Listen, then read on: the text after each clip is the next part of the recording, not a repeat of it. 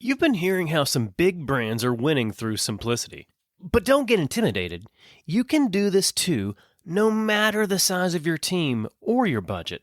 Want to learn the 6 behaviors you can instill to create simple experiences for your customers and your team members? Download a free copy of my Simple Playbook today.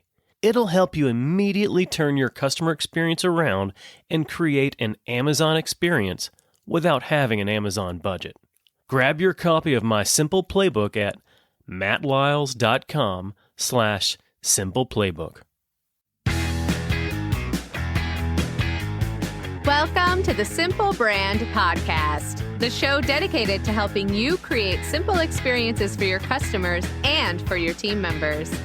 Each week, we're bringing you amazing interviews with business leaders and authors who will teach you how to differentiate your business with the one thing your customers need the most: simplicity. Your customers live in a complex world. Let's make it simple. Now, here's your host, Matt Lyles. You've probably heard the saying, it's not what you know, it's who you know. That saying's been around for a while, but I don't think it's necessarily true anymore. In fact, I think it goes a bit further than that.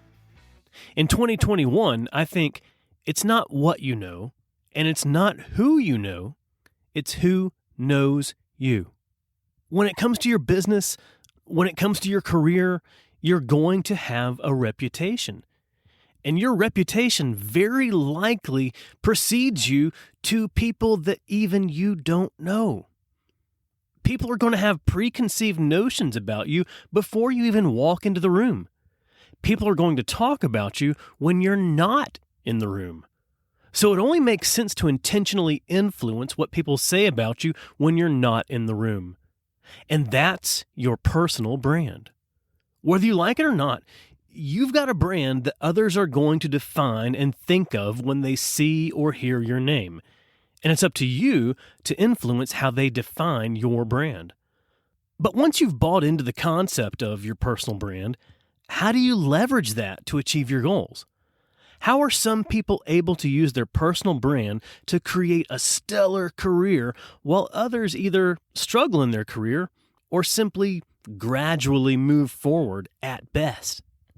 Or how are some others able to create 6 or even 7-figure businesses based around their personal brand while others strive to make a consistent income? The ones who are really succeeding in developing, growing, and managing their personal brand are following some intentional steps to do it. And that's why I'm really happy to talk with Mike Kim this week. Mike's one of the top marketing and personal brand teachers in the world. He's the host of the top-ranked Brand You podcast. He's been featured in Inc. magazine, Entrepreneur, and HuffPost, and he's the author of his new book that actually releases today, You Are the Brand. Mike and I talk about his personal brand lessons, and we walk through his 8-step blueprint that he's used to help build the brands for some of the most influential thought leaders today. And what's great here is that these lessons work for anyone who's trying to build a business around their own personal brand. But they're also valuable for anyone who's trying to leverage their personal brand to simply succeed in their career. So here it is. Here's my interview with Mike Kim. Hey, Mike. How's it going today? Hey, Matt. How are you? I'm glad to be here. Thanks for having me. Yeah, thanks for being here. Congrats on the new book, You Are the Brand. Thank you. Yeah, it's been a long journey, but it's finally here. It's hard to believe, and I'm really excited and honored to be here to talk a little bit about it and hopefully add some value to everybody today. Oh, yeah. So you've been in the marketing and branding and personal branding space for close to a decade now. So what drove you to write You Are the Brand? Yeah, I'm just going to be honest. I felt like I actually signed this book deal 5 years ago. And really? my publisher's been waiting, and I went through some really tough personal challenges, went through a divorce and all this kind of stuff. So, life gets thrown into upheaval. And I had signed the book deal like just 2 months before all of this just went sideways. Wow. And life kind of sideswiped me. And during those kinds of seasons of life, you just do what you can to kind of stay afloat, right? Of And course. I didn't have any creative energy to write the book. But in retrospect, I'm so glad that I didn't, because the book is 5 years better. My connections are 5 years stronger. Yeah. The concepts in the book are 5 years more proven. And right now, it just worked out in that here we are in this sort of post-pandemic world, and everyone is thinking about building a personal brand for business. People have really started to think through, do I want to stay in my corporate job? Do I want to stay in a 9 to 5? Do I want to start a side hustle? Do I want to branch out and go full time in my own business? And so really, I just look at it like a the universe had everything work out for the better. And so here it is. But I wrote it really just so I could be in integrity with myself. I always felt like I had a book in me. It's sort of like asking somebody why they act. It's because they love the craft, if they have something to say. And that's why I wrote it, really. I love that. And I think that most people really have a book in them, have lessons that may seem common to them, but to others is really fascinating. And one of the best ways to share those lessons is through a book. But sadly, most people don't even realize that. And I think this world is missing so many books. Yeah, absolutely. And it's hard to write a good book, right? Well, true. Yeah, and that's where people get kind of hung up and stuck. I do think in the next 5 years, we're going to see a real big shift in the book market space. And, this isn't really what I was going to talk about, but whether you're in corporate mid-management, whether you're an entrepreneur, whether you're just kind of in your latter years and looking to leave something behind for your family, I think that there's a market that is slowly emerging and is going to explode in the next couple of years, where people of all sorts of walks of life are going to write books, not to sell or to grow a business, but almost, Matt, in the same way that we used to leave picture albums for folks when we, just so that our kids and grandkids and future generations would have something. And I don't have kids myself, but I think about the fact that my nephews, who are 6 and 4, who I'm very close with, anything happens to me, they're gonna have 300 podcast episodes of their Uncle Mike, that they can tap into the rest of their lives, a book, and that gives me a great deal of comfort, because I'm going to be able to live on, and they're going to be able to get to kind of know me, even if something happens to me. And I think that's where the space is going in the next couple of years. I think so. And it's fascinating to see so many people kind of latch onto that. In fact, I actually do have children. I've got 2 boys, 11 and 8. And thankfully, their grandparents are both still living. But one of the presents that I gave to my dad for his birthday earlier this year was I created, and like once I printed it out, I realized it was really thick. I had to put it in like a 3-ring binder. I created a 250-page template full of all types of questions around his life, childhood, adulthood, faith and spirituality, financial lessons, all these things, that can be lessons for him to write down and share with his grandchildren. And so he's been going through that this year.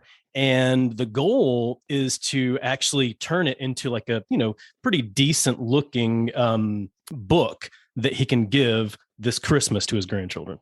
Yeah, that's so cool. I mean, I even have, text threads with my dad, who lives overseas. And I'm like, this is just fun. We can just keep I can just keep this as long as I don't lose the account.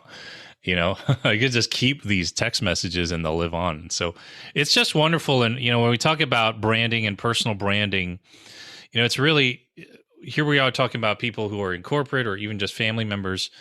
A brand is all about identity, right? And that's what we're talking about here. It's like your dad, your parents, you with your kids, you're going to have a certain identity to them, a certain reputation in that moment. But as time passes on, sharing our thoughts, sharing our lessons allows us to kind of morph and change. Like, my father is not who he is today compared to who I thought he was when I was younger, because I've changed and I've grown.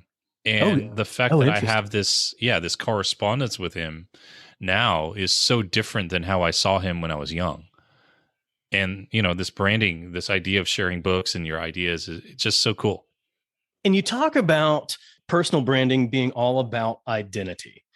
Do you see that differently than how a business brand is defined?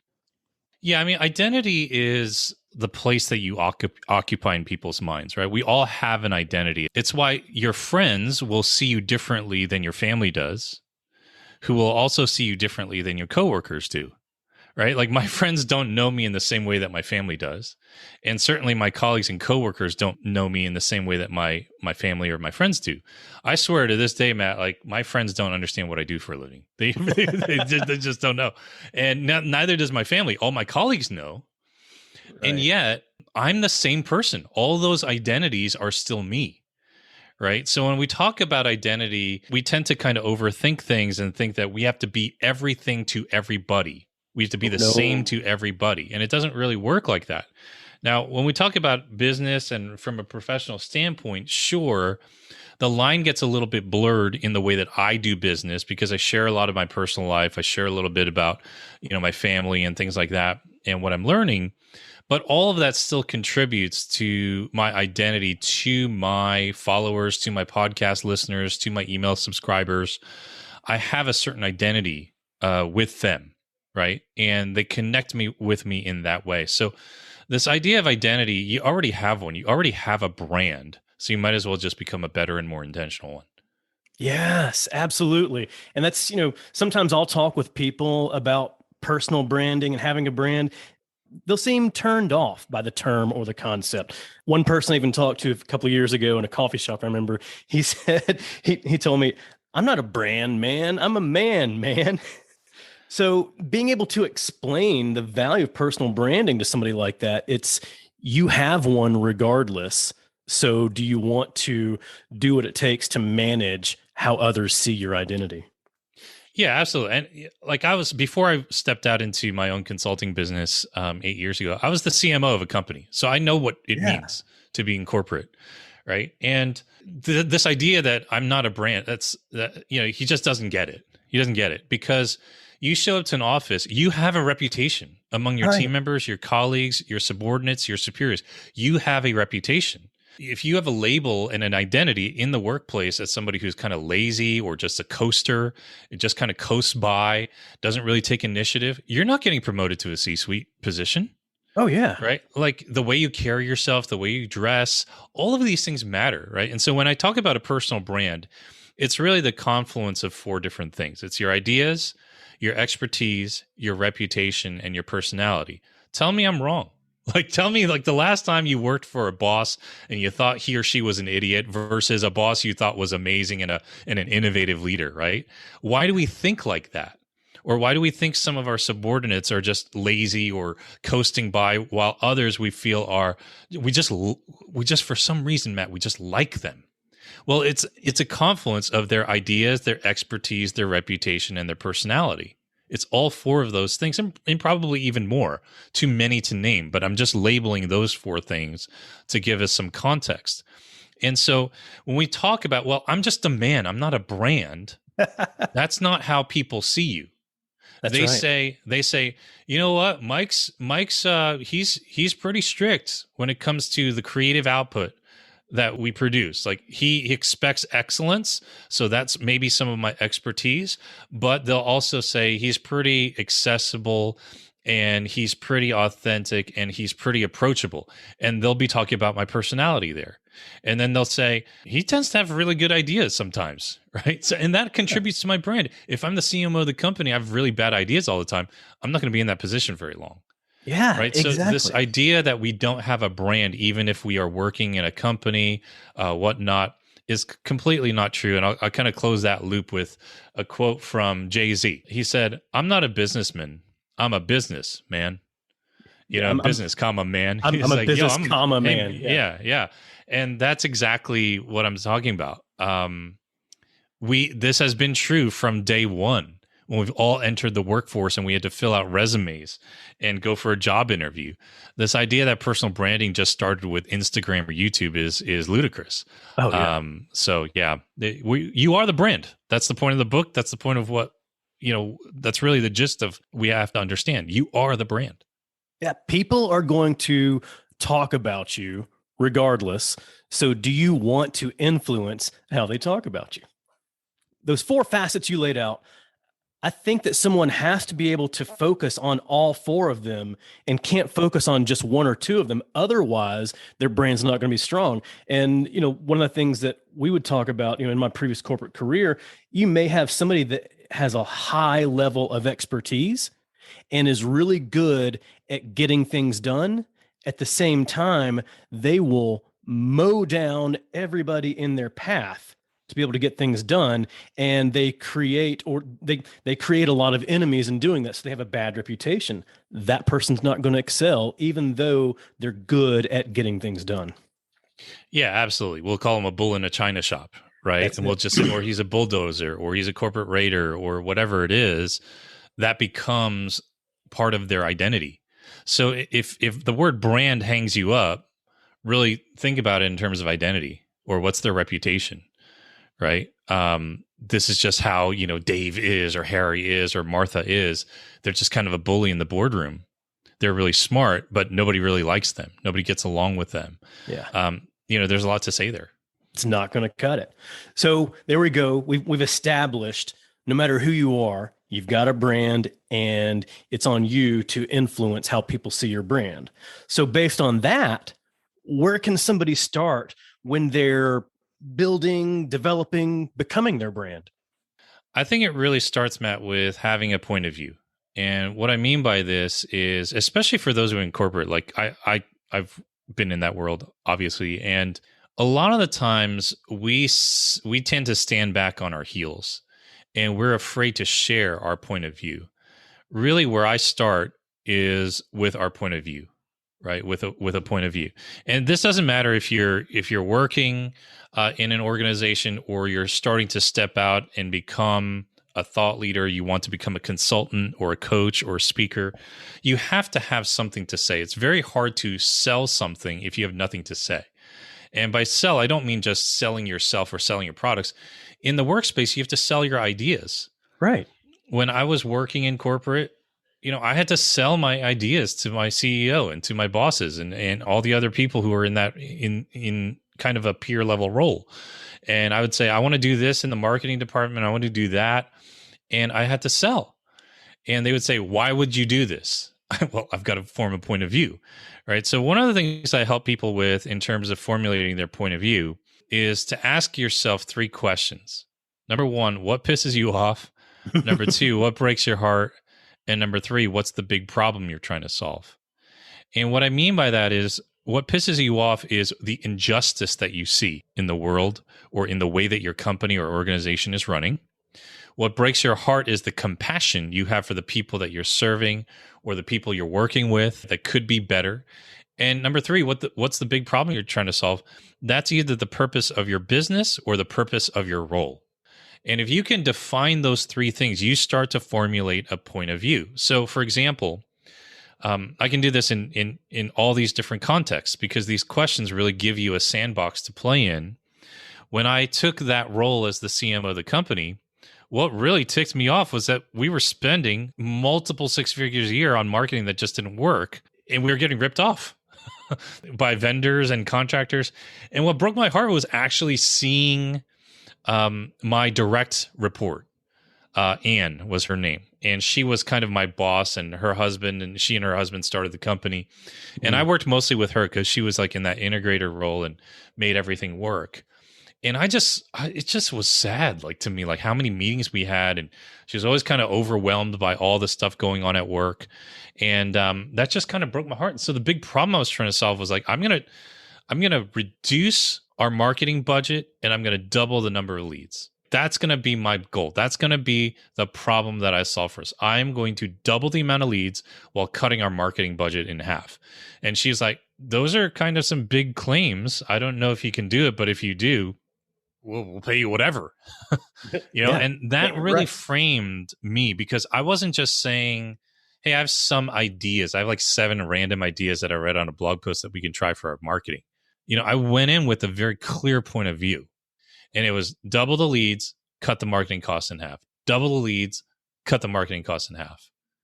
And that really gave me some ground to stand on. Now I had to back it up. But you want to talk about everyone in the company knowing exactly what I was up to? That was it. And I branded myself. I basically created a marketing jargon, created a marketing slogan inside the company while I was there. And, within about a year and a half, we actually 6x'd the profits for the company while cutting the margins for marketing way, way down. Right. And then, of course, we got more money to play with and so on and so forth. They opened up a couple of new locations and all was well with the world, but I wasn't just Mike's our new marketing guy and he's going to have some ideas and blah, blah. No, it was just, all right, here we are. This is the vision. This is my point of view. This is what I see happening. This ticks me off that we're wasting money here. It breaks my heart that, we're all struggling and trying to keep the doors open. So here's the big problem I'm going to solve. And I framed it literally like that. And, I had to back it up, but it worked. And it helped that it was really focused as well. Yeah, absolutely. So once you started to get to 3X, 4X, 5X, did you have to change your slogan? No, it was pretty much like that. It was just, okay, things are going well. And then, it was more an issue of how are we going to keep up with the pace of business? What's the infrastructure? That was all outside of my own department, right? My job was to get people to come in. And I was like, you figure out the rest. I'll go catch the fish. You clean them up. But in that regard, it was simple stuff that I did. It was just writing better. It was having better copy on our websites, on our ads. It was bringing in digital marketing rather than just doing print and mailers, which is what they were doing for a while, and help the company turn the corner. And Matt, it's not just for the customers to come in; it's to make the existing employees and teams feel like they're on a winning team. Yes, you've got to make them feel like we are going somewhere. We're going to some big places together. We're doing this together. And that's, you talk about someone who's in some sort of a mid-management or leadership role. That's the kind of guy or gal you want working on your team. You don't want just someone who's going to mail it in every day and just show up and just kind of like be passive. Right. You want leaders. And that's a big part of your brand, whether you're out in the open or you're in an organization. That's part of your identity. It is. And thankfully, I think more and more leaders are understanding that there are two big pieces to the equation. It's not just your customer, but it's also the people that you work with, your people, whether they're your peers, your colleagues, but especially the people that report to you. Yeah, absolutely. You got to take responsibility for what you want your own team to say about you and about your company. Yeah. Did you know that in addition to my podcast and my articles, I speak to audiences all over to help them simplify their customer experience and simplify their employee experience? I've spent the last few years leading a crusade of simplicity across the globe. If you want a winning brand, you have to provide a simple experience to your customers and to your team members. Whether it's a live event or a virtual event, I'd love to partner with you and teach your audience how to do just that. With over a decade in marketing, I know how to hook and captivate an audience. And as a speaker, I know how to connect with that audience. Along with my lessons, I use stories and humor to keep everyone engaged and inspired. Then they leave with the knowledge and next steps to transform their business. As an event planner, you're managing lots of details to give your audience the most memorable event. The last thing you need is a speaker who will make your event memorable for all the wrong reasons. Not only will I leave your audience energized and inspired, I'll make it easy for your team to work with me. Hey, if I've built my brand around simplicity, then you know I'm going to make it simple for you. When you visit mattlyles.com/speaking, you'll find everything you need to know, including details on my topics, promotional materials, and, most importantly, a link to connect with my team so we can book your event. So visit mattlyles.com/speaking. I can't wait to help your audience brand out from the crowd. When I first heard your point of view exercise. And then when I read it in the book, I kept thinking, well, nothing really pisses me off. I mean, I don't understand. Like maybe that's not for me. Maybe the exercise isn't for me. But then I started really thinking about it. And so in my business, what pisses me off, what really grinds my gears is that it is so difficult for brands to stand out today in 2021 with such a crowded marketplace and crowded messaging and crowded experiences. And because of that, customers and even employees are no longer loyal to brands and are no longer loyal to their businesses. And what breaks my heart about that is the frustration that leaders face trying to figure out, well, what do we have to do to keep these customers? What do we have to do to, engage our employees and keep them loyal? And the big problem with that is complexity. Too many customer experiences are not simple enough. They're too complex. And if somebody else can provide a simpler experience, a customer is going to go right to that brand. On the inside of the company, if your processes, if things are so complex that it's difficult for your people to get things done, they're not going to stay with you. They're going to go find another place where it's easier for them to get things done. Yeah, absolutely. And I would actually say that it's much deeper than that. So you talked actually a little bit about complexity. There's a reason that drives you. So I actually think that the marketing message goes deeper than that. There's actually probably something that pisses you off about inefficiency and things being overly complex.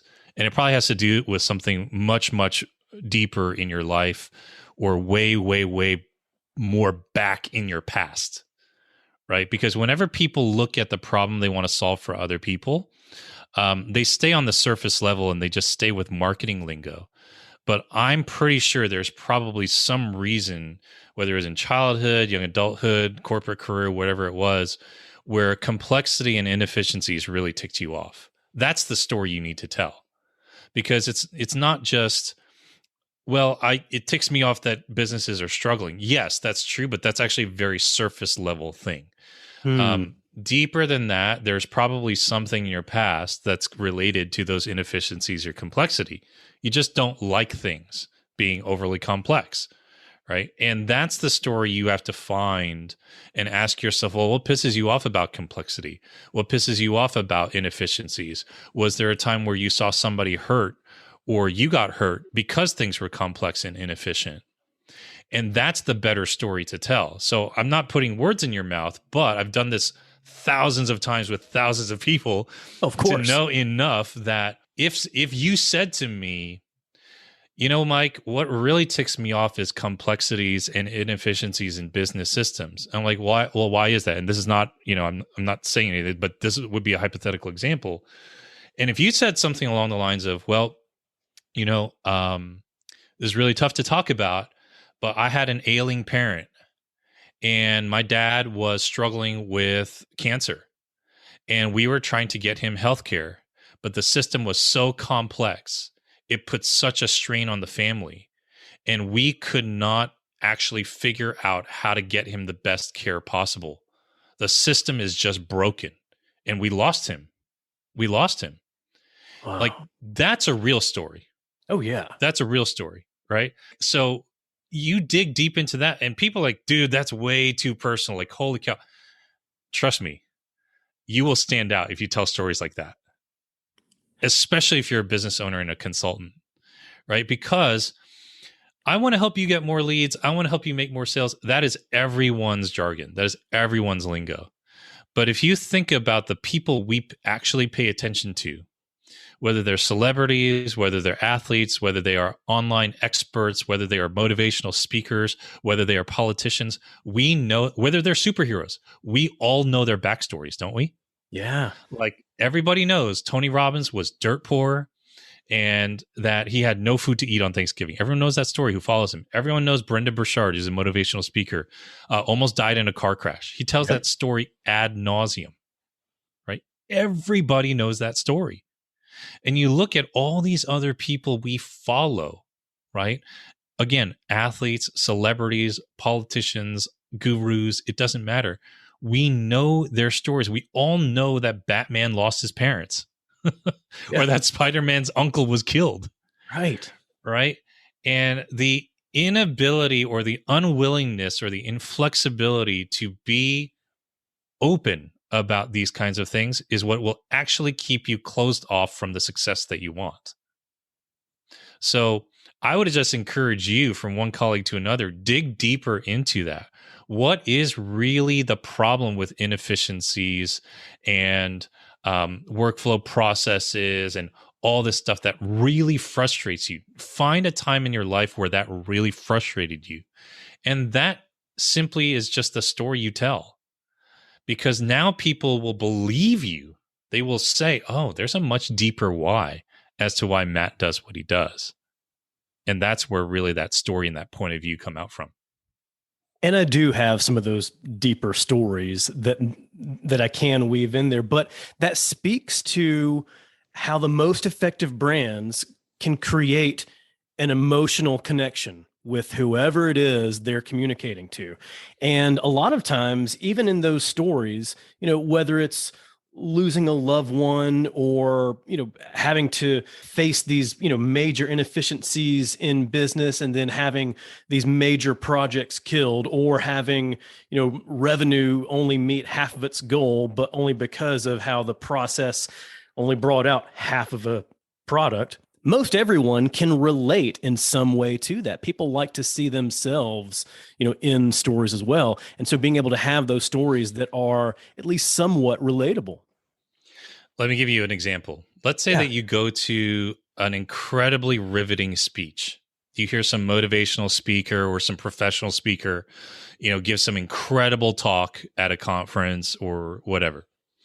And you walk up to this person after they speak. You walk up to Brené Brown, okay, or Tony Robbins, or one of these people, right? And you're like, oh my gosh, Dr. Brown, this incredibly riveting, life-changing words. I mean, your speech gave me so much to think about, regarding my life. Can I ask you a simple question? What got you into speaking? And Matt, imagine she says to you, I'm just doing this for the money. Imagine how crestfallen you would feel. Oh, yeah. Because there's something in you inherently that wants to believe that the person who's speaking these words actually believes them and has a deeper why than just collecting their honorarium or their speaking fee. And yet, this is what most service professionals in all these industries do. And that's why they're not winning. I mean, I'm not pulling punches here. I'm like, someone who tells me I'm going to help you double your leads and cut your marketing budget in half. I'm like, next. Dude, I've heard that a million times. Actually, I know you're doing this just for the money. Now, I can say that in a corporate context because that's why they hired me, right? But if you're looking for an expert, outside expert, and you really want to believe that they are on your side, you want more. You deeply want more. You want to believe that they're doing this more than just for the money. Oh, yeah. So think about that. Like, imagine you talk to a speaker whose words change your life, and they just say, I'm just doing this for the money. I don't really totally believe everything I said. I don't wake up and I'm not consumed by this stuff every day. I just wanted to give a good speech. Now, it doesn't negate the power of their words, but for some reason, you're going to walk away with a bad taste in your mouth. You're going to feel like you're ripped off, right? And so here we have all these lawyers, doctors, chiropractors, other service professionals, consultants like myself, who are out there with a message that is vanilla, that doesn't cut through the noise, that doesn't show people why we're in this industry. And I would dare say this, if you say, well, Mike, what if we are in it just for the money? Then just say so. Yeah. And be honest, right? Be honest. Because there are a lot of lawyers who are out there just for the money. They're out there for the kill, and that they own that. Let it be part of your brand. Yeah, it should. Otherwise, going back to that example of going up to a speaker afterwards and they say, well, really, I'm just in it for the money. I no longer believe their brand after that.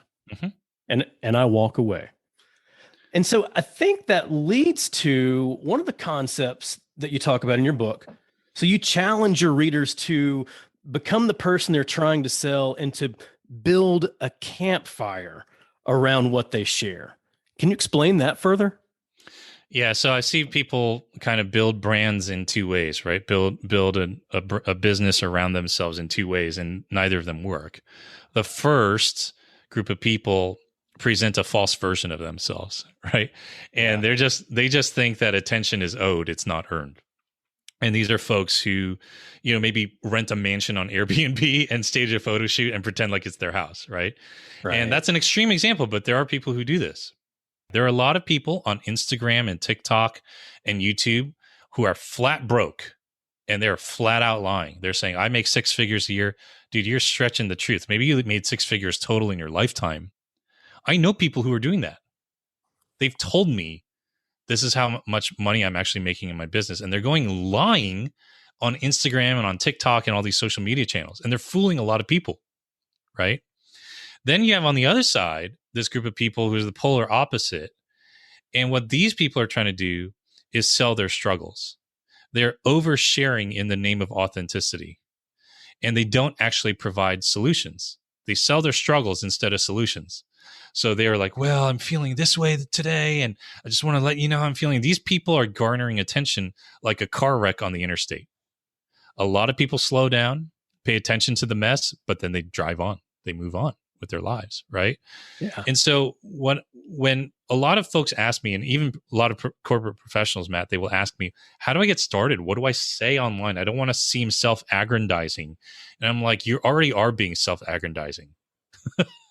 I'm like, do you really think you're that important that if you post one thing on LinkedIn, people are going to think that you're an arrogant guy? Like, get over yourself. Yeah. Like, I'm just shocked at how many people think like that. Like, not enough of the world knows about you yet for people to even think you're being arrogant. So rest assured, right? It's kind of my like backwards reverse psychology to calm them down a little bit, right? And the algorithm's only going to share it to a handful of people anyway. Exactly. Get over it. Get over it. Just share what you know. And by this analogy, I tell them, here's the litmus test. You ask yourself, the things that I'm sharing, can I build a campfire around it? And what do I mean by that? Is it warm? Is it inviting? Is it a place where people can share stories? Is it a place, or is it a topic, or is it a piece of content that I can build community around? Is it a light in a dark place? That's what campfires are. Right. It's why we can go to a 3-star Michelin restaurant and choose to sit around their fake fire outside on the patio. Yeah. Why do we do that as human beings? Because we want community. We want a place to share stories. We want to be places that are warm and inviting.